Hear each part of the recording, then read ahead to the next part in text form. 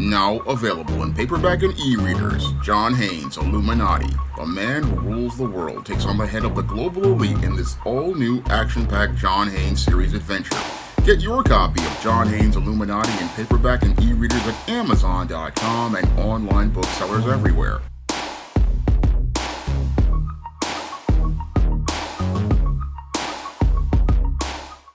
Better get the coleslaw, y'all, because we're having us a barbecue. Atlanta prosecutor Fani Willis has been disqualified from prosecuting the case against President-elect Donald Trump.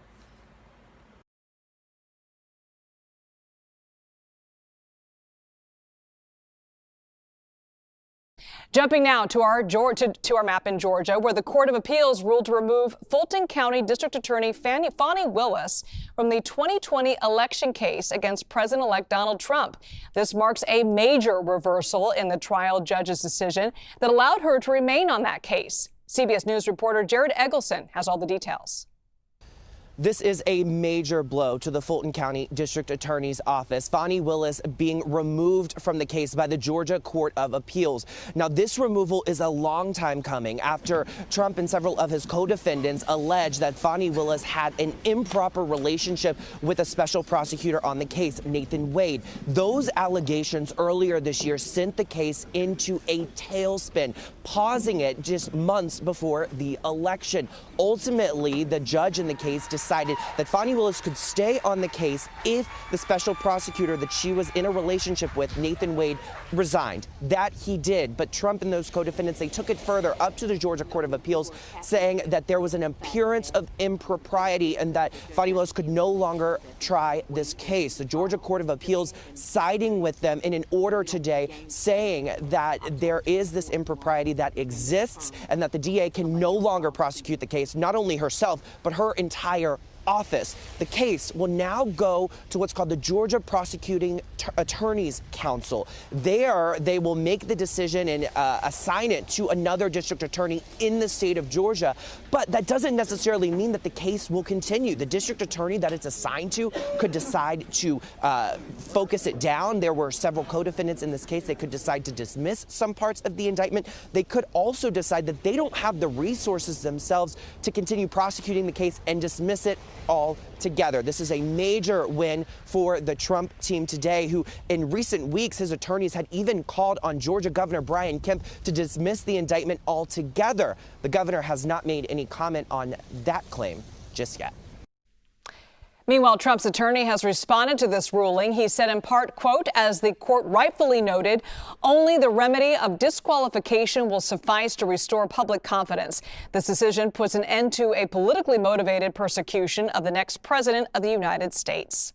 Now, according to reports, the Georgia Court of Appeals has decided to disqualify Fulton County prosecutor Fani Willis from being able to continue to prosecute Donald Trump as related to allegations and an indictment for looking to allegedly look to alter the results of the 2020 presidential election. And they are saying that they are disqualifying Fani Willis due to the inappropriate relationship that she had with her special counsel who was prosecuting the case, Nathan Wade.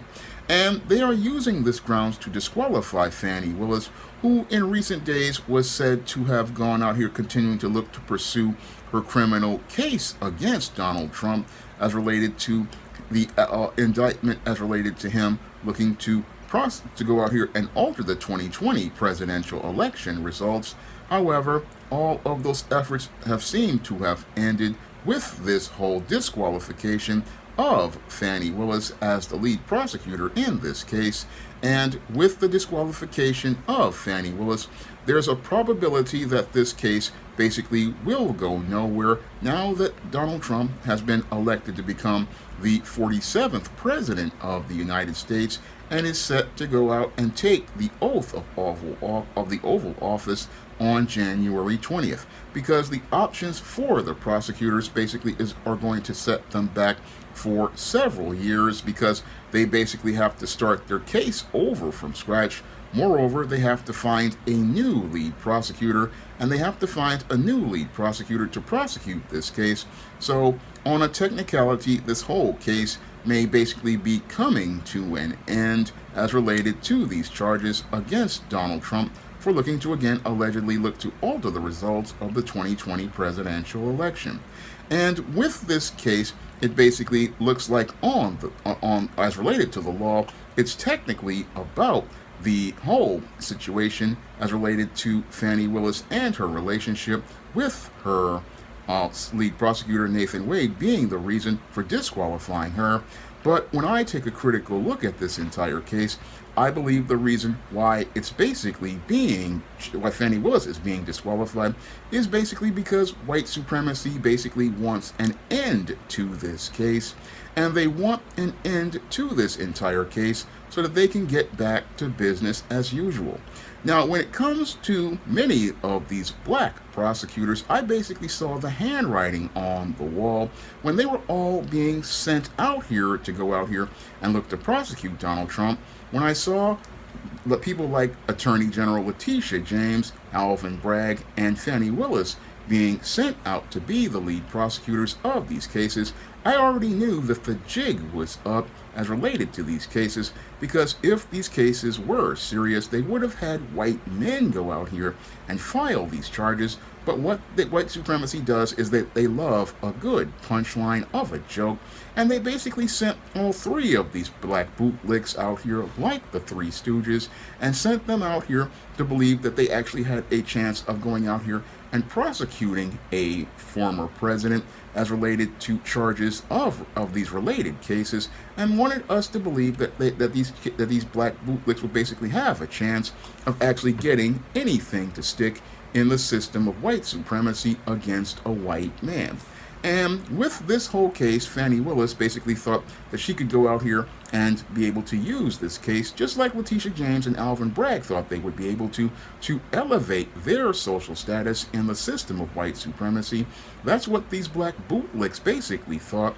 They were going to go out here and use this case to be able to elevate their social status and be able to look to use it to run for higher office. But what they didn't see was the subtle politics transpiring around them. And with the subtle politics transpiring around them, they were being basically set up to be patsies from day one. And when it came to these Three Stooges, they were basically being set up to be the black versions of Moe, Larry, and Curly, basically set up to be the punchline for this joke.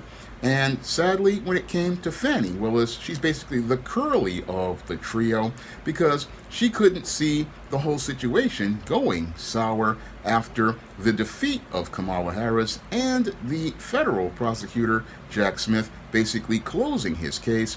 Sadly, she was still holding up that pink Candyland card, thinking that she had an advantage and could continue to go on with her case, even though you had a white man in Jack Smith basically conceding he had no more room to continue with his campaign to go against Donald Trump. He basically realized that when it came to the system of white supremacy, he had basically lost and was looking to find a way out. But sadly, what happened with Fani Willis, and still Alvin Bragg and Letitia James to this point, these three black bootlicks are still thinking that they've got an advantage, when in actuality, white supremacy has now instituted its rule of they are white and they say so. And since they are white and they say they no longer want to prosecute Donald Trump, they are still looking to continue to go on with their cases and continuing to look to go on with their cases and prove a point that the white supremacist looks to play, where they show that whenever you put a black person in power, they will still continue to be incompetent, even in the face of the unwritten social rules as related to white supremacy. They're going to continue to go on, and then further embarrass themselves. And that's really what the white supremacists wanted to happen here as related to Fani Willis, because they never saw Fani Willis as anybody they took seriously. No, they never saw Fani Willis as a person they took seriously. No, they basically saw her as a joke, and the way they saw her running her office as a joke. And they basically have set her up to basically be this punchline of this joke, where they prove their whole theory that if you give a black person power, they will basically not be able to know how to handle it or be able to understand the unwritten social rules as related to the things going on. Because once Trump won the election, that basically was where you saw many of the whites basically conceding their position, and that's where you saw Jack Smith drop his case, and many of the other whites who were out here against Donald Trump dropping their cases. And they dropped their cases because under the white supremacy, the unwritten social rule was they were white and they said so. And since they were white and they said the case was over, the case was basically over. Unfortunately, when it came to these black bootlicks like Fani Willis, they still needed this. They thought this case would still go on, and as they thought this case still was going on, they thought they could go out here and continue to use this case to gain their clout, not understanding that in the big picture of white supremacy, you've basically been set up for failure. You were set up for failure from minute one, because there was a reason why they chose black people to go out here and prosecute this case against a white man who was a former president, and that was because they wanted to see those black bootlicks basically be the punchline of their joke. The punchline of their joke, where they were going to show how incompetent these black prosecutors were, how incompetent they are all around, and sadly, they were going to be set up to be the face of failure as they wound up losing their cases not on the merits of the law, because what really was being done here wasn't about looking to deal with rule of law. No, what was being done here was done as related to the rules of white supremacy. And again, under the rules of white supremacy, a black bootlick is basically expendable as a tool. And again, once they finish with a tool, they wind up breaking a tool. Either they wind up breaking a tool by that tool basically winding up where they get caught up in a political scandal, like the cream of wheat man, Eric Adams, who basically is now in a place where he's being indicted for bribery and corruption charges, or they wind up getting voted out of office, like Jamal Bowman wound up getting voted out of office by going out here and thinking that he had leverage to go out here and look to support political positions that ran against white supremacy. Or even in the worst case scenario, they make sure you leave in the most ignominious fashion by being presented as the face of incompetence. And that's what's being done here with Fani Willis, who is presented as a hood rat in the eyes of white supremacy, who's run their prosecutor's office like a hair salon or a rib shack. And what they want to do is present her as the face of black female incompetence, present her as the face of black female incompetence by saying that, oh, she's going to continue to persevere as related to this case, when you've seen a white man in Jack Smith concede his position. And this whole course of action as related to white supremacy shows us that we cannot go out and have this person in a position of power. So yes, Fani Willis did win re-election, but she's now being presented as the face of incompetence, because white supremacy loves a cruel joke that they play in the long term. And probably in the next election, they're grooming the next candidate to take her out and make sure that she leaves in the most ignominious fashion, because what they are looking to do is humiliate Fani Willis even further. This is just the start of the humiliation, where they say that, oh, she doesn't know when to stop as related to pursuing cases, and will continue to be someone who really isn't really qualified for this position. And eventually what they will do is lead to her being set up either with a possible indictment or a possible removal from office, because white supremacy loves to play the passive-aggressive game, where passively they'll put a black person in a position of power, but aggressively they will work towards making sure that person fails and leaves in an ignominious fashion, make sure they leave in the most humiliating fashion so that they can make the point that this is why we don't go out here and put a black person in a position of power. We don't put black people in positions of power because they are incompetent, when the great irony is that many of the politicians who were white in the Blue Party were participating in the same type of behavior as related to corruption during the days of Jim Crow, but they didn't really want to see anything about it because they were white and they said so. And again, their goal is to, again, keep black people from positions of power, keep black people out of positions of power, and what they do is recruit these bootlicks like Fani Willis and Alvin Bragg and Letitia James to be their three stooges and watch them fail upwards. And as they watch them fail upwards, they get a good laugh as they think that they're rising in the whole these political parties.